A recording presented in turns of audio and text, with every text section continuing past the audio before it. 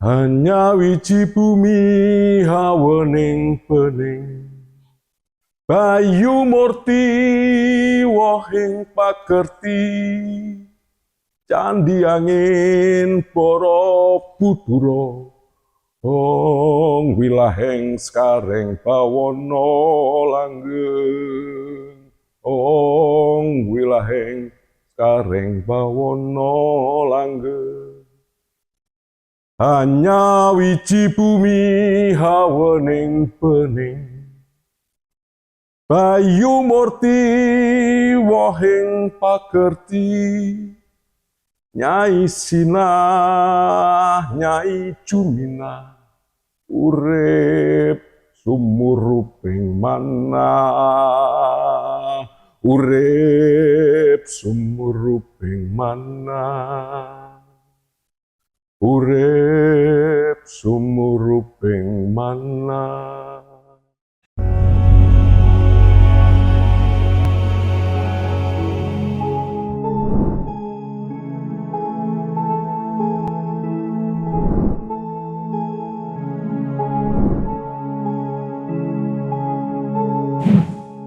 Assalamualaikum warahmatullahi wabarakatuh, Bapak Tri Hutomo dan juga Bapak Brodin.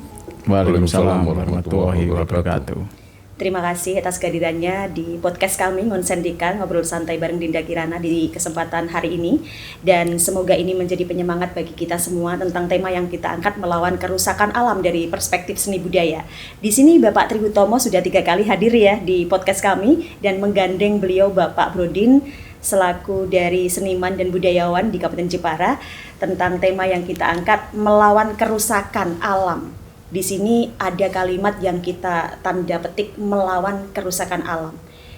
Dan ini dari Bapak Tri Hutomo, kenapa mengangkat tema melawan kerusakan alam? Apakah memang Jepara ini sudah benar-benar harus perlu diperhatikan tentang kerusakan alamnya ini, Pak? Ya, kalau kerusakan alam sendiri di Jepara ya tadi sesuai peran kita masing-masing, memang perlawanan secara ilegal, kalau Mbak Dinda menyampaikan kan seperti itu. Jadi perlawanan secara elegan itu kan iya, tadi kita melakukan sesuai peran kita masing-masing, kesadaran kita ya. Kemudian bagaimana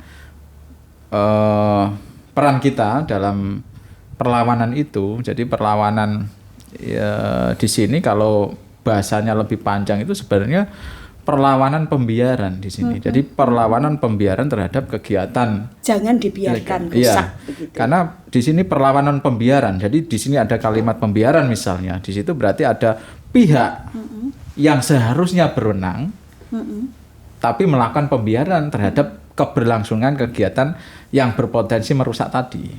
Karena kalimat pembiaran berarti dia berwenang tapi membiarkan kan gitu. Maka di sini perlu kesadaran dari semua elemen masyarakat, ada peran masyarakat di sini, ada dari perwakilan kelompok seniman dan budaya sebagai perwakilan dari masyarakat sendiri, karena masyarakat itu juga banyak ya, elemen terdiri dari berbagai macam unsur ya, profesi, dan semuanya bisa berperan. Salah satunya sesuai tema sore ini adalah tadi peran dari seni dan budaya terkait dengan melawan kalau bahasa panjangnya ya tadi pembiaran terhadap kegiatan atau kerusakan lingkungan itu. Iya, baik. Terima kasih Bapak Tri Hutomo, dan sekarang saya beralih ke Pak Brodin. Seperti apa dari perspektif seni pandang dari seniman dan juga budayawan di sini melawan kerusakan alam untuk Kabupaten Jepara itu sendiri? Dari cara pandang Pak Brodin seperti apa? Kita seharusnya cara elegan yang bagaimana sih? Pak Brodin ini adalah seorang seniman budayawan di Kabupaten Jepara yang notabene setiap harinya mengikuti perkembangan tentang kondisi lingkungan, mendampingi Bapak Tri Hutomo. Cara pandang Pak Brodin seperti apa? Ya, terima kasih Mbak Dinda. Jadi ini menarik ketika Mas Tri mengatakan bahwa yang dilawan itu adalah melawan pembiaran. Ya. Jadi tahun 90-an itu ada sebuah demo besar di Brussel. Tentu saya tidak ke Brussel, saya lewat media itu. Tapi ini penting menurut saya untuk konteks Jepara hari ini. Jadi di situ waktu itu untuk urusan yang lain, tapi bahwa kalimatnya itu sangat penting. Karena kalimat itu juga kalau tidak salah juga ada di Quran yang membawa kemudian orang yang di Eropa kemudian yang sekuler, tapi itu penting untuk masyarakat Jepara ya. Jadi dunia ini rusak bukan karena orang yang merusaknya, tapi dunia ini rusak karena orang tahu ada orang sedang merusak tapi dia membiarkannya. Itu kira-kira gitu. Jadi apa yang terjadi di lingkungan ya seperti itu sebenarnya. Jadi mungkin kita tahu tapi cuek karena itu nggak ada hubungannya secara langsung dengan kita. Jadi karena memang dampak kerusakan lingkungan itu memang tidak langsung. Jadi itu orang kadang-kadang tidak aware di situ. Ya, jadi nanti satu contoh misalnya ya tentang ketersediaan air untuk Jepara itu suplainya dari mana seperti tadi saya katakan itu. Kalau nanti misalnya 10 tahun yang akan datang benar-benar bahwa kita itu punya permasalahan dengan air ini, terus harus ngolah air laut, butuh teknologi dengan biaya yang tinggi, baru kita tahu gitu kira-kira. Makanya sekali lagi tadi saya mengatakan tentang lingkungan ini kita harus guidernya adalah ilmu. Iya, guidernya ada ilmu. Jadi pemerintah itu hire ilmuwan-ilmuwan yang paham tentang lingkungan, spesifik lingkungan yang ada di Jepara, kelebihan dan kekurangannya, kemudian merumuskan bagaimana membangun lingkungan Jepara yang bisa berkelanjutan seperti yang dikatakan Mas Tri tadi. Dan saya tadi juga tanyakan ke Mbak Dinda, apakah kemudian person in charge hari ini di lingkungan itu juga sudah pernah misalnya ngomong ini di sini atau apa, itu penting Mbak Dinda. Jadi saya rasa yang dikatakan Mas Tri tadi tepat itu, kesadaran. Jadi ketika kita sadar kita tidak cuek, kita tidak acuh, kita perhatian, kita akan melakukan semaksimal mungkin ketika kita sadar. Jadi itu kalau Kalmak kan gitu, kuncinya kan consciousness gitu kira-kira. Baik, seperti yang disampaikan oleh Bapak Brodin tadi, sangat berapi-api dari perspektif seni budaya.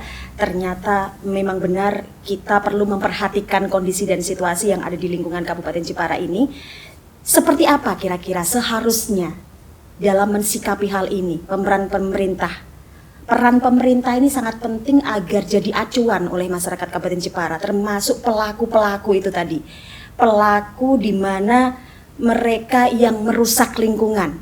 Kalau dari pemerintah ada ketegasan, tentunya ada pengurangan dong kerusakan lingkungan, kerusakan pembiaran alam ini loh, Pak Tri Hutomo. Seperti apa seharusnya yang dilakukan pemerintah? Ya, jadi melawan pembiaran itu memang perlu proses ya. Jadi melibatkan semua elemen, semua unsur, terus pemerintah sendiri juga sadar. Jadi karena apa? Kita itu sudah sering di forum ataupun di diskusi menyampaikan. Jadi bagaimana aturan-aturan yang sudah ada itu bisa diterapkan. Jangan hanya jadi aturan-aturan dibuat tapi hanya kalau bahasa ekstrimnya mangkrak ya dibiarkan padahal itu ada anggarannya untuk pembuatan itu tidak ditegakkan ya. Sehingga yang kita harapkan itu tadi masyarakat mampu menjalankan perannya. Ya, ketika menjalankan perannya otomatis dia menyadari perannya seperti apa ya. Salah satunya adalah sosialisasi aturan, pengawasan, pemantauan, yang terakhir memang penegakan bagaimana tahapan-tahapan itu bisa dilalui karena jangan sampai ada aturannya, ada unsur atau ada SDM penegakan aturan, tapi ternyata di sini kegiatan ilegal atau merusak ya, kegiatan yang merusak itu masih bisa berjalan dengan leluasa ya, bahkan sampai ada kejadian-kejadian yang tidak diinginkan, itu kan sangat luar biasa. Nah, disinilah peran kita, peran semuanya itu bisa berperan sesuai dengan masing-masing, perannya masing-masing, dan semua itu tentu sudah ada aturan-aturan yang sudah dipersiapkan sebenarnya, tapi Belum. Ya, realitanya masih perlu ya. Jadi masih perlu kita kita sering diskusi, kita sering sampaikan di forum ya, supaya apa? Supaya memang berjalan sesuai aturan itu. Karena dasar kita memang maaf ya, kita selalu menyampaikan ke masyarakat, mensosialisasikan bagaimana supaya masyarakat jangan sampai terjerat dengan kasus-kasus hukum ya, sementara kita terus mensosialisasikan masyarakat, sementara pembuat aturan sendiri itu mengabaikan kan. Kita juga punya kapasitas, punya keterbatasan ya, capek ya kalau itu tidak jalankan ya. Baik Bapak Tri, tadi seperti yang disampaikan Bapak Tri Hutomo, Pak Brodin, ini kami juga pengen tahu dari Pak Brodin sesuai dengan perspektif cara pandang seni budaya kembali yang selalu berapi-api yang disampaikan Bapak Brodin, semangatnya luar biasa ini, karena memang penginnya Pak Brodin ini adalah Jepara ini kota keren, Jepara kota yang indah, tolong jangan dirusak. Itu bahasa yang begitu tulus memohon kepada semua pihak dan kepada perusak-perusak lingkungan ini agar ayo kita sama-sama kembalikan Jepara ini sesuai dengan situasinya, lingkungannya yang keren, yang indah, yang luar biasa tadi tetap terjaga. Seperti apa seharusnya dari perspektif seni budaya Pak Brodin untuk yang dilakukan masyarakat ini tadi, menyambung dari Bapak Tri Hutomo, yang harus kita kerjakan, yang harus kita lakukan sesuai dengan aturannya masing-masing dan juga yang harus dilakukan oleh pemerintah, menyambung dari Bapak Tri Hutomo tadi. Monggo Pak Brodin. Iya, terima kasih Mbak Dinda. Ya, saya rasa tidak berbeda jauh dengan Mas Tri ya kira-kira untuk masalah penyelesaian permasalahan lingkungan di Jepara itu. Tadi di acara sebelum ini saya sudah katakan, sudah wanti-wanti bahwa memang Jepara itu secara alamiah itu sesuatu yang gifted dari Gusti Allah, itu luar biasa itu. Jadi itu yang perlu kita tanamkan kepada anak-anak kita itu. Kenapa secara visual itu karena sudah terdistorsi dengan mungkin perilaku yang salah dalam beberapa abad ini kira-kira.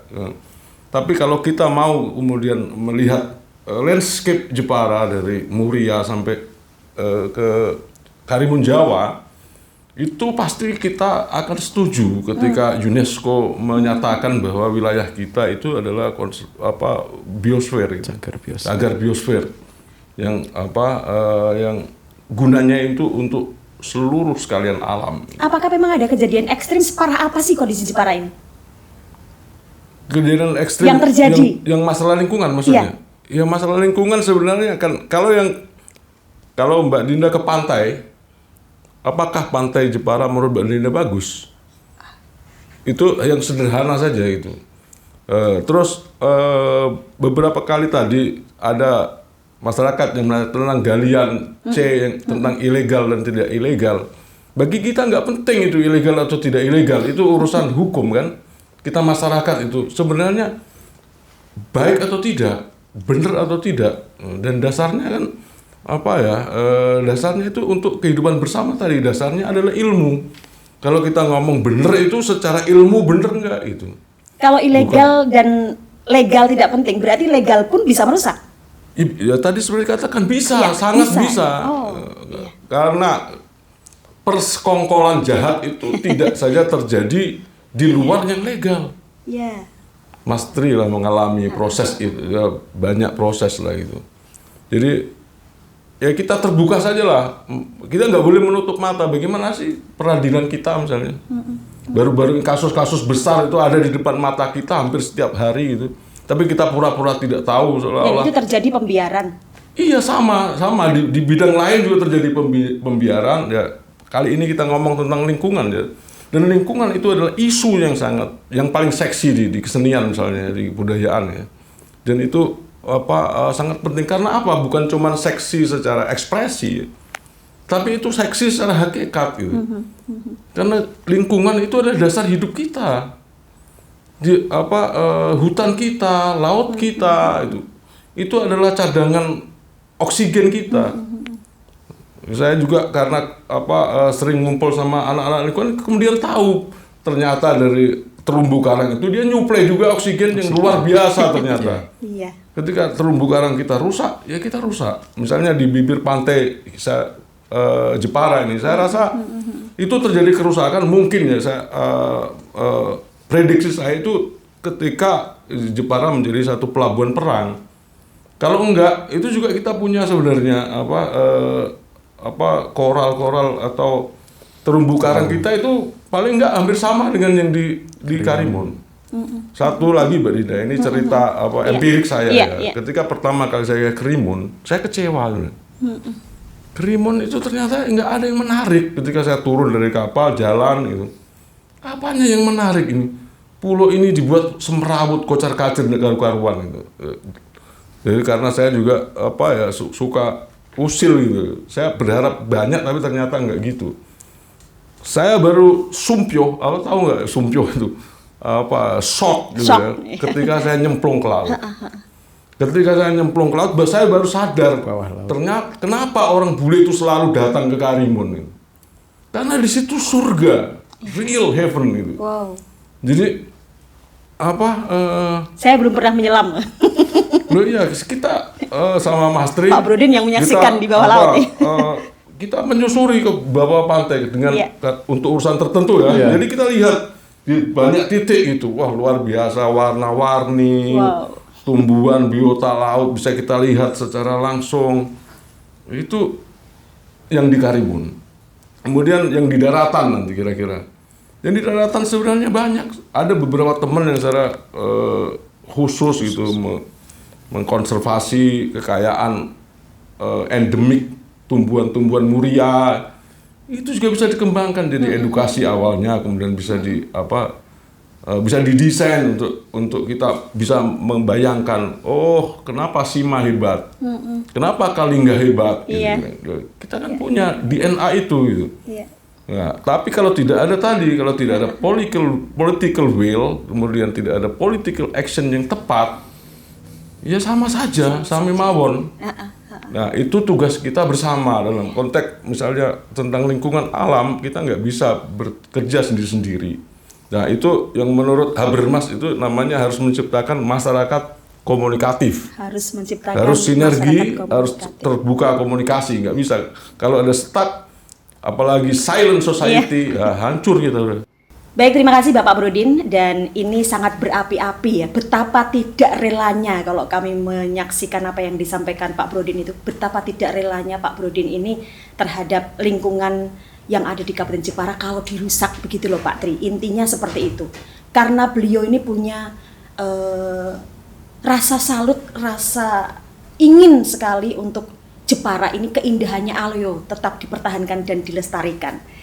Banyak sekali dari pihak-pihak masyarakat yang ada di Kabupaten Jepara, setelah kami juga melakukan survei di lapangan sedikit-sedikit begitu, setelah beberapa kali Bapak Tri Hutomo ini talk show bersama kita di Ngonsendika ini, jadi kita sedikit ada rasa untuk pengen tahu juga lingkungan sekitar ini seperti apa.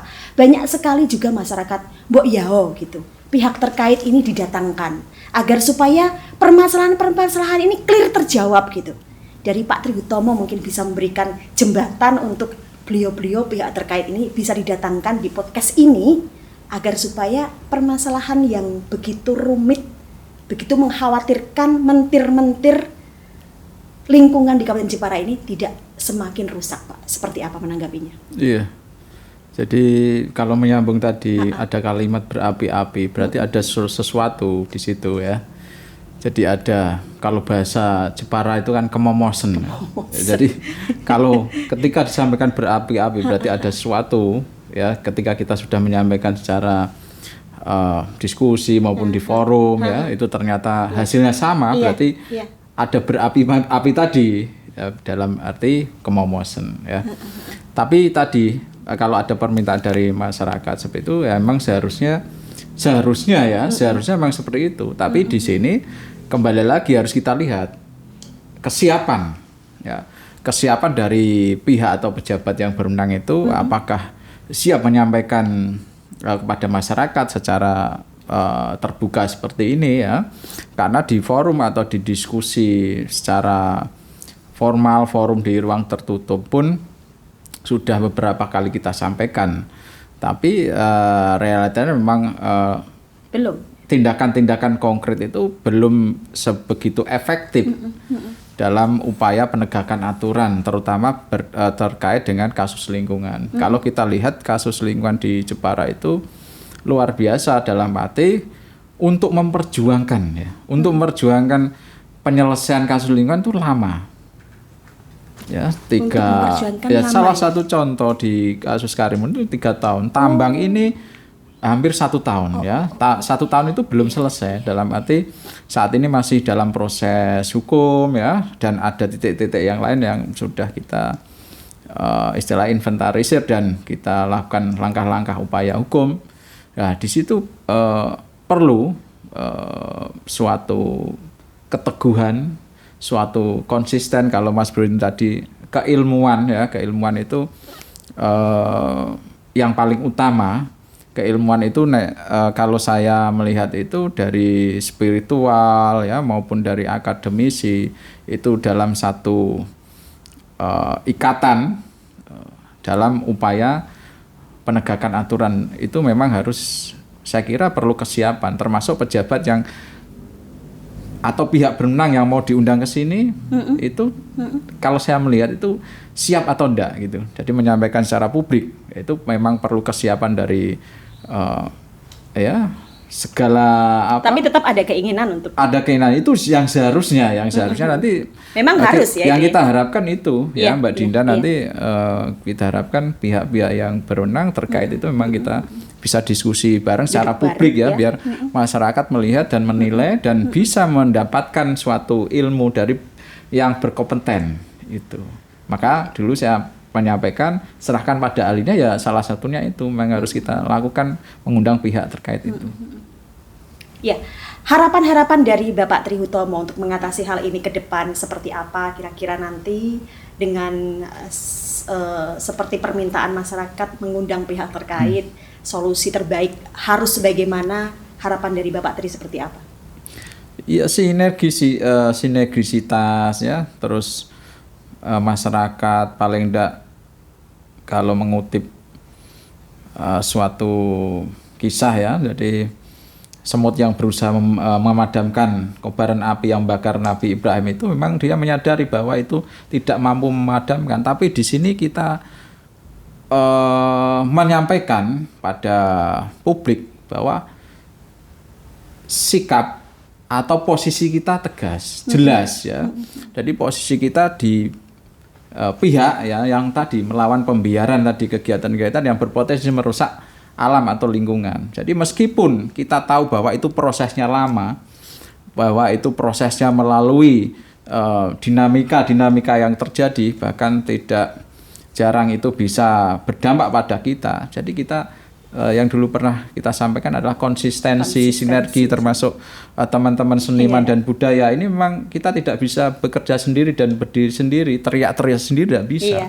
Karena lingkungan itu alam ya, lingkungan, birokrasi di situ. Jadi masyarakat itu juga ada hitam, ada putih, pejabat juga ada hitam putih, penegak hukum ada hitam putih, sama. Jadi bagaimana kita menerobos itu semua, itu adalah dinamika yang selama ini kita alami, dan kita tak henti-hentinya untuk terus berupaya itu untuk lingkungan. Dan tadi Mas Brodin menyampaikan bahwa ini bukan hanya untuk kita, tapi masa depan anak cucu kita nanti seperti apa, kebahagiaan apa, terus bagaimana susahnya nanti 10-20 tahun ke depan ya, kalau lingkungan atau alam kita rusak. Air saja mungkin tadi melalui proses yang sangat panjang untuk dapat menikmati air yang berkualitas, itu kan harus dipikirkan mulai sekarang itu.